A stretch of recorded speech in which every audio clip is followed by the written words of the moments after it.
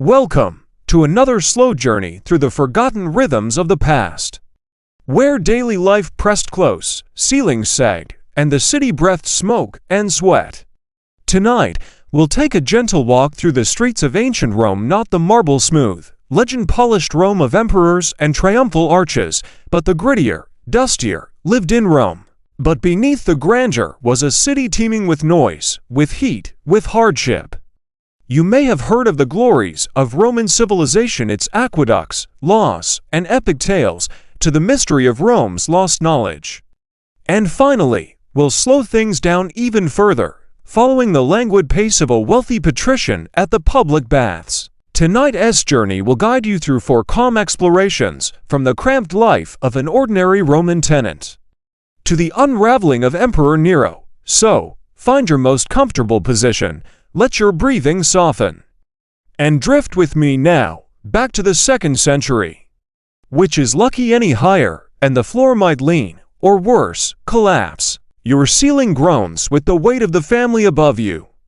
Your walls are paper thin, you descend into the street. It's barely wide enough for 2 people to walk side by side. A mule cart squeezes past you.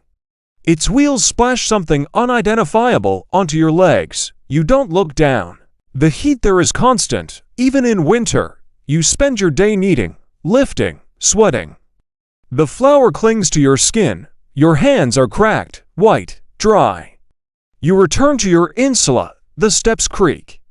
Someone is coughing 2 doors down, and in your tiny room, you roll yourself in a blanket, listening to the faint sound of water dripping into a broken basin. You can hear the woman next door humming softly as she scrubs her child's feet with a damp rag. Barkers shout from stalls, slaves run errands. Bakers clatter trays onto stone counters, a senator's litter passes, from men grunting as they carry its weight. To hear the distant call of a flute player, or the rhythm of footsteps across stone, you wonder what it would be like to live on the Palatine Hill. Or even just to sleep through the night without hearing rats in the walls. You watch the curtain twitch slightly. You are invisible to them, most of the city is. Rome belongs to the few, and you are one of the many. Somewhere below, a dog barks, someone's bread has caught in the oven. Smoke begins to seep up through the floorboards, to a rickety wooden building above a bakery, in the heart of Rome. Segment 1. Why it sucked to be a Roman tenant. Imagine yourself in a narrow, 5-story wooden apartment block called an insula. You live on the 3rd floor. It's early morning, and already the air inside your room is thick. Thick with the scent of charcoal, oil, and wet wool. You share the room with 3 others. Rents are high, and the poor have no other choice. The walls are patched with lime and straw. The staircases are narrow and uneven, and if a fire breaks out, there is no escape. Fires are common. They lick through the alleyways of Rome like whispered rumors. And if the fire brigade does come, they might demand a fee before helping. Or perhaps they'll wait until your neighbor agrees to sell the plot. But there's little privacy, only a faded cloth strung across one corner where your neighbor sleeps. The building you live in belongs to a wealthy landlord. He's never visited it. He doesn't need to. You gather your things: a coarse woolen tunic, sandals made of scrap leather, and a small sack of dried beans. The city is alive with noise. You head to the bakery, your workplace, not your breakfast stop. There are moments, fleeting, brief, when you pause to look outside. But the day presses on, and eventually, the sun lowers. The city glows gold for just a few minutes before retreating into a dusky gray. You sleep lightly, because tonight, like every night, Rome might burn. Now, let the streets fade ... and rise instead into the corridors of marble and mosaic. The air here is cooler, scented with crushed herbs and polished stone. We are no longer among the tenants and traders of Rome's crowded districts. We are now within the domus of power, standing quietly in the shadow of one of Rome's most infamous emperors, Nero. First his mother, then his tutors, his advisors, his rivals. One by one, they disappeared, sent away, exiled, or ended in ways history records only with passive verbs, eliminated, lost, removed.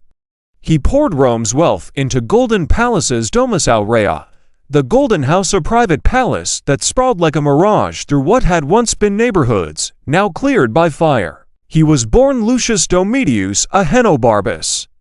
He fancied himself an artist, a poet, a singer. He built stages across the empire and compelled his senators to attend his performances silent, unmoving, for hours. A name heavy with noble lineage and ambition. But the name that history remembers is simply Nero. His early years were not marked by violence or tyranny, but by poetry, music, seeking refuge in a villa owned by a freedman, and careful political maneuvering. He ascended to the throne at the age of just 16, the youngest emperor Rome had ever seen. He had once declared, "What an artist dies in me," and now, fearing humiliation and capture, he ordered a servant to help him fall upon his own blade. They declared him a public enemy. Statues were toppled. His name was scratched from monuments. But even in disgrace, Nero's shadow lingered. And the quiet echo of a song no one had wanted to hear. A wave of purges began, senators, generals, even poets. Suspicion became policy, silence became safety. Some whispered that Nero himself had ordered it, to clear space for his palace. Others claimed he played the lyre while watching the city burn. The truth is, quieter, he was not there when it began. But he returned, he offered aid, he even opened his own gardens to the homeless. But by then, the rumors had taken root. At first, he was guided, some say puppeteered, by his mother Agrippina, a woman as shrewd as she was powerful. But in time, Nero began to resent the hands that shaped him. And then, quietly, they were gone. As his reign stretched into its second decade, Nero's world grew stranger, more isolated. He organized races and games not for the people, but for himself, yes, the fire. In the summer of 64 CE, flames swept through Rome for 9 long days. And as his paranoia grew, so did his cruelty. Eventually, even the empire could no longer bear the weight of Nero's world. In 68 CE, revolt bloomed in the provinces. One general after another declared allegiance, not to the emperor, but to the idea of Rome itself. Nero fled the capital. It is said that, hearing the sound of approaching horsemen, Nero panicked. His last words were soft, qualis artifax perio. What an artist dies with me. When the Senate learned of his death, they did not mourn. For years afterward, men would appear across the empire claiming to be him, false Neros, gathering followers, stirring fears. He had ruled for 14 years. And in his wake, he left no heir, only a fragile empire. Now, let us drift away from palaces and politics into quieter rooms. Rooms filled not with echoes of footsteps, but with the silent presence of thought. Tonight, we visit the libraries of the ancient world. Dust hangs in the air, filtered by narrow slits of daylight. Some were public, many private. Wealthy Romans built them into their villas, filling them with Greek philosophy, Roman law, poetry, medicine, geography, and the strange speculations of foreign lands. You pass through an arched doorway into a chamber lined with wooden shelves. Each shelf holds tightly wound scrolls, papyrus, parchment, sometimes even treated leather. They smell faintly of dry grass and ink. Not as they were, but as they are remembered through absence.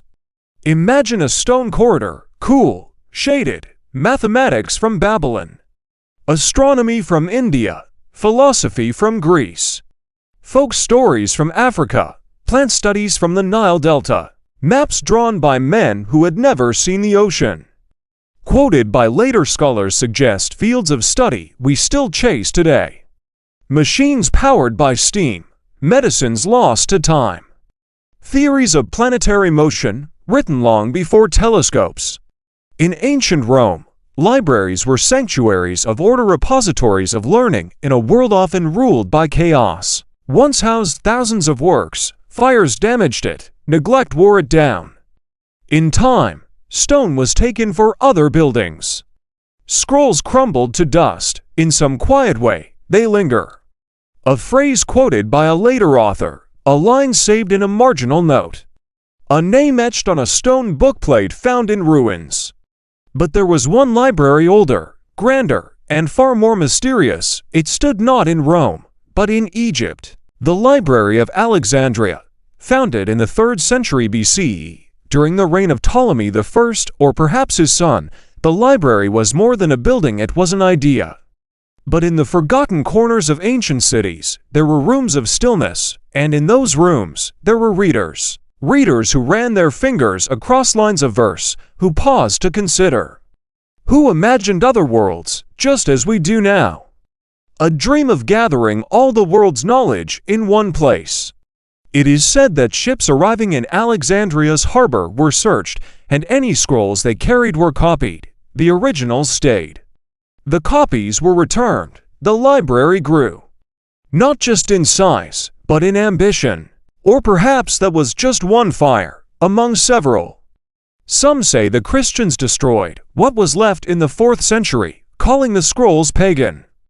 Others blame invading armies, or time itself silent, patient, indifferent.